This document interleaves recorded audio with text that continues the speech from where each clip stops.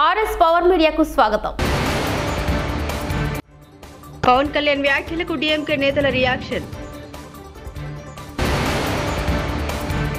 మీరు వచ్చినప్పుడే చర్చ, కేసీఆర్ కు రేవంత్ సవాల్. రెట్టింపుగా పనిచేస్తా, సహకారం ఇవ్వండి సీఎం చంద్రబాబు.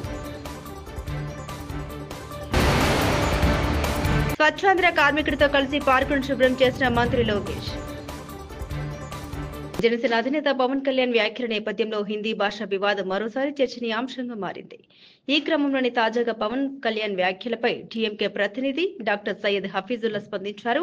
ఈ క్రమంలో తమిళనాడు ఎప్పుడూ హిందీని వ్యతిరేకించినట్లు కాదని, మేము వ్యతిరేకించేది ప్రజలపై హిందీ లేదా మరే ఇతర భాషను బలవంతంగా రుద్దొద్దని డాక్టర్ హఫీజుల్లా అన్నారు. తమిళనాడు సుదీర్ఘకాలంగా హిందీకి బలవంతపు ప్రాధాన్యత ఇవ్వడాన్ని వ్యతిరేకిస్తోందన్నారు. మాజీ ముఖ్యమంత్రి బీఆర్ఎస్ అధినేత కేసీఆర్ కు ముఖ్యమంత్రి రేవంత్ రెడ్డి సవాల్ విసిరారు. కేసీఆర్ అసెంబ్లీకి వచ్చినప్పుడే కృష్ణా జలాలపై చర్చ పెడదామని అన్నారు. తాము తప్పు మాట్లాడినట్లు తేలితే క్షమాపణ చెప్పేందుకు కూడా సిద్ధమని స్పష్టం చేశారు. శనివారం అసెంబ్లీలో సీఎం మాట్లాడారు.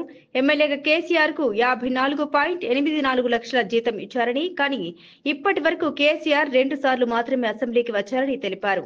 రోజా ఇంట్లో కేసీఆర్ రొయ్యల పులుసు తిని రాయలసీమను రతనాలసీమ చేస్తామన్నారని గుర్తు చేశారు.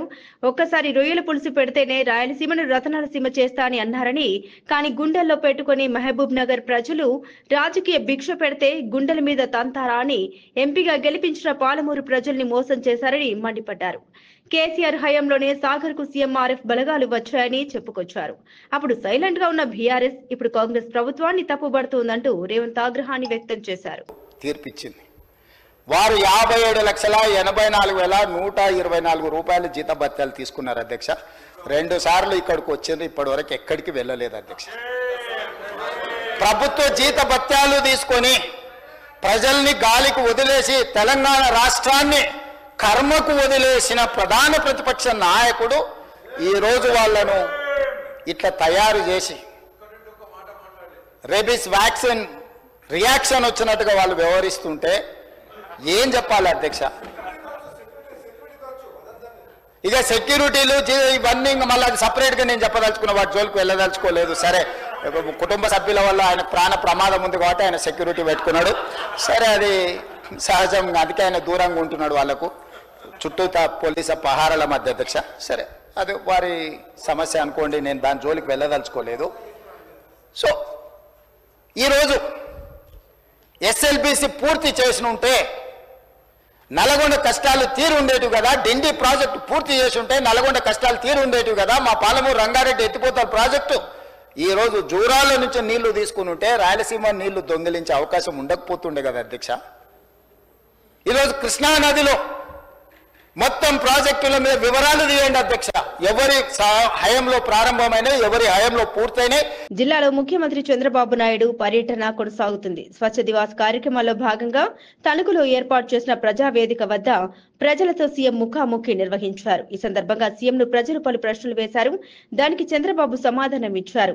47 ఏళ్ల క్రితం అసెంబ్లీకి వెళ్లాడు, 41 ఏళ్లుగా అసెంబ్లీకి వెళ్తున్నాను, 10 ఏళ్లు ప్రతిపక్ష నేతగా పనిచేశాను. నా జీవితం అంతా అలుపెరగని పోరాటం, నా చివరి రక్తపు బొట్టు వరకు మీకు సేవ చేయాలనేదే నా సంకల్పం. ఇప్పటి వరకు ఎంత పనిచేశానో రాబోయే 5-10 ఏళ్లలో అంతకంటే రెట్టింపుగా పనిచేస్తాను. మీ సహకారం ఇవ్వండి. రాబోయే 22 ఏళ్లలో మన రాష్ట్రాన్ని దేశంలో నెంబర్ 1 గా చేస్తాను అని చంద్రబాబు తెలిపారు. మీటింగ్ లో ఎప్పుడన్నా మైక్ ఇచ్చారా? ఎప్పుడన్నా తణుకే గారు ఎక్కడికైనా వచ్చాడా?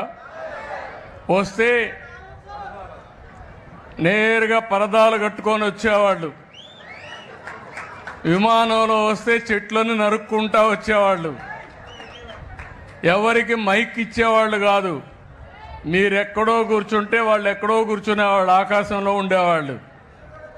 ఇది ప్రజాప్రభుత్వం. ప్రజలు ఏమి చెప్పినా విని పరిపాలనలో సంస్కరణలు తేవాలని ఏకైక ధ్యేయంతోనే ఈరోజు నేను మీ ముందుకు వచ్చానని చెప్పి కూడా నేను మీకు తెలియజేస్తున్నా. ఈరోజు ఇంత మునిపి అడిగారు కొన్ని విషయాలు.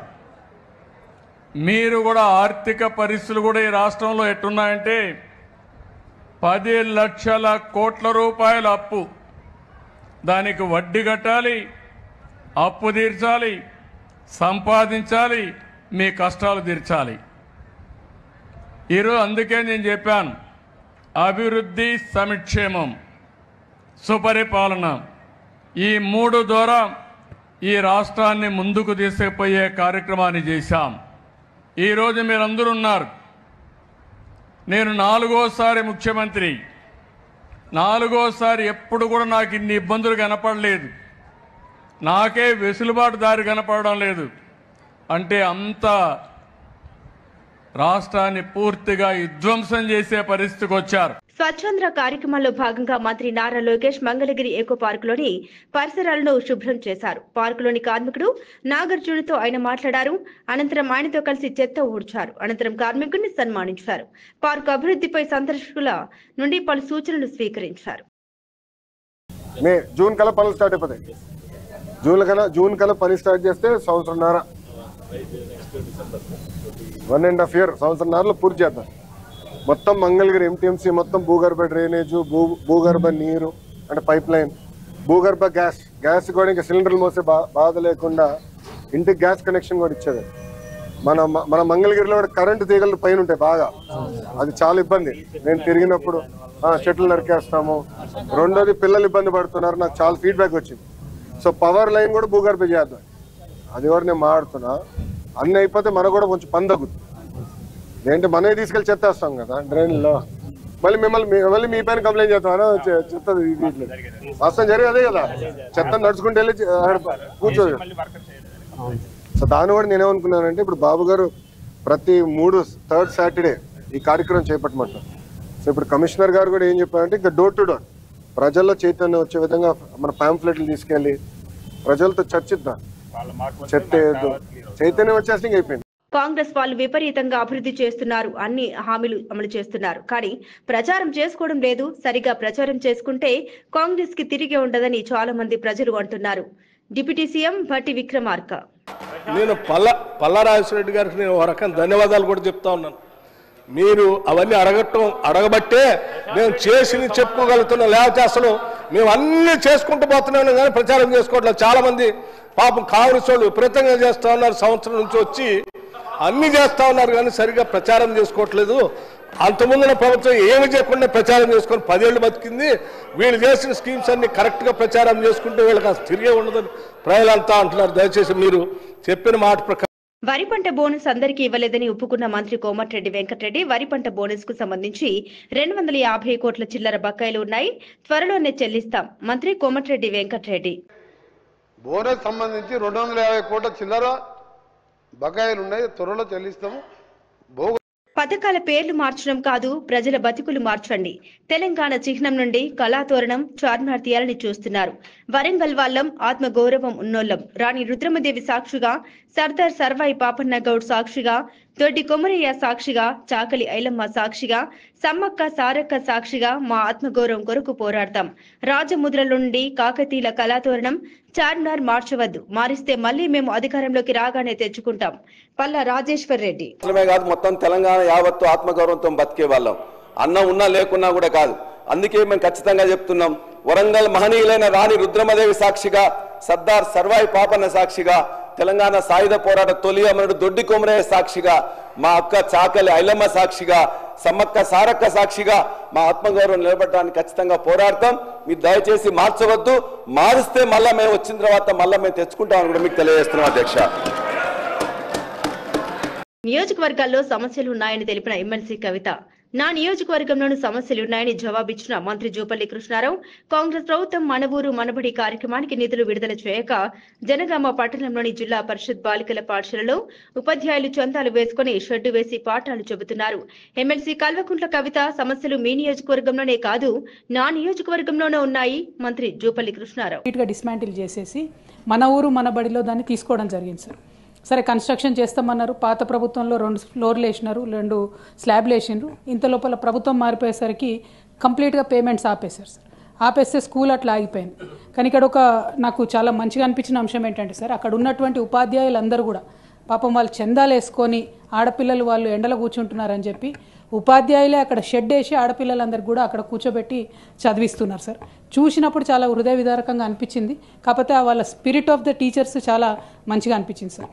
ఆ తర్వాత అక్కడ ఉన్నటువంటి జిల్లా కోర్టు కూడా జడ్జి గారు కూడా విజిట్ చేసి అక్కడ ఉన్నటువంటి అధికారులకు ఆదేశం ఇచ్చింది సార్, మీరు తొందరగా బిల్లు రిలీజ్ చేయండి, ఎందుకంటే ఇక్కడ బాలికల ఉన్నత పాఠశాల గౌరవ సభ్యులు మాట్లాడిన అన్ని అంశాలు నోట్ చేసుకోవడం జరిగింది.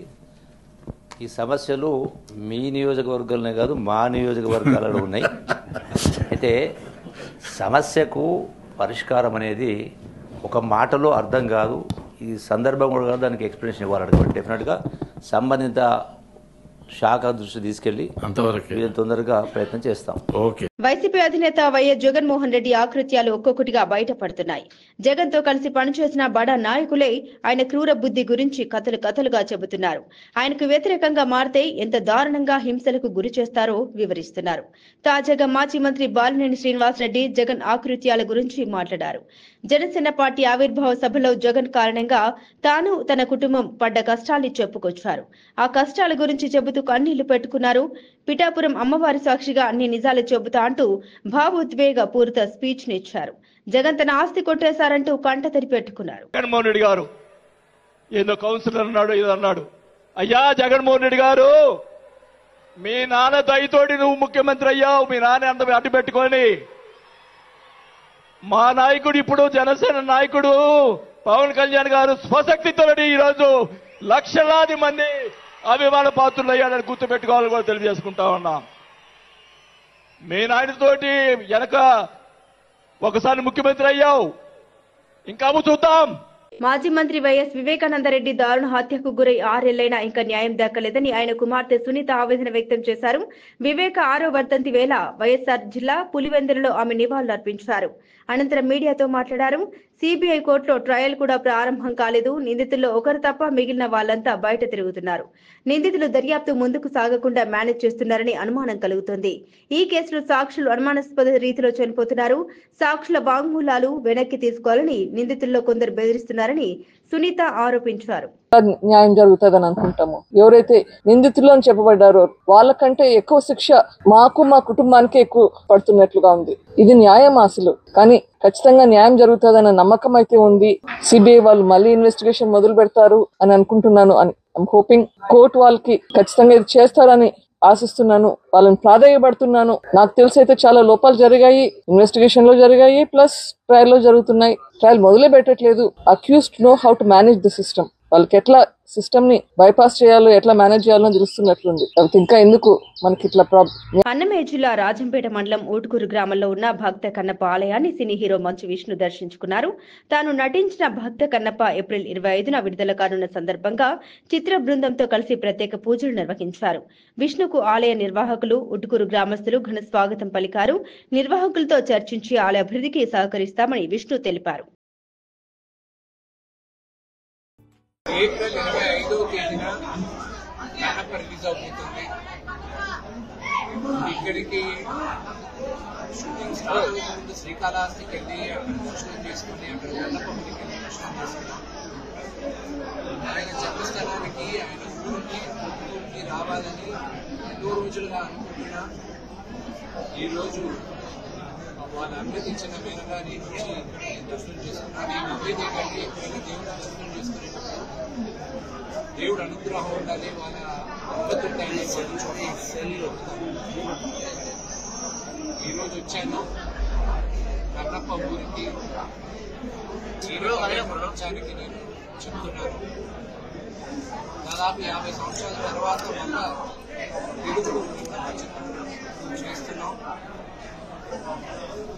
శివుడి ఆజ్ఞతో ఈ తరానికి కన్నప్ప కథ చెప్పాలని మేము ప్రయత్నిస్తున్నాం.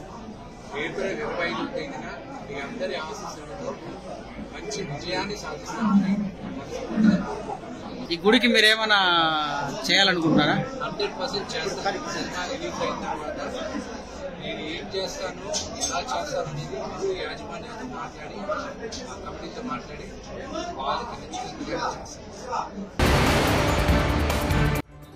పవన్ కళ్యాణ్ వ్యాఖ్యలకు డీఎంకే నేతల రియాక్షన్. మీరు వచ్చినప్పుడే చర్చ, కేసీఆర్ కు రేవంత్ సవాల్. రెట్టింపుగా పనిచేస్తా, సహకారం ఇవ్వండి సీఎం చంద్రబాబు. స్వచ్ఛాంధ్ర కార్మికుడితో కలిసి పార్కును శుభ్రం చేసిన మంత్రి లోకేష్.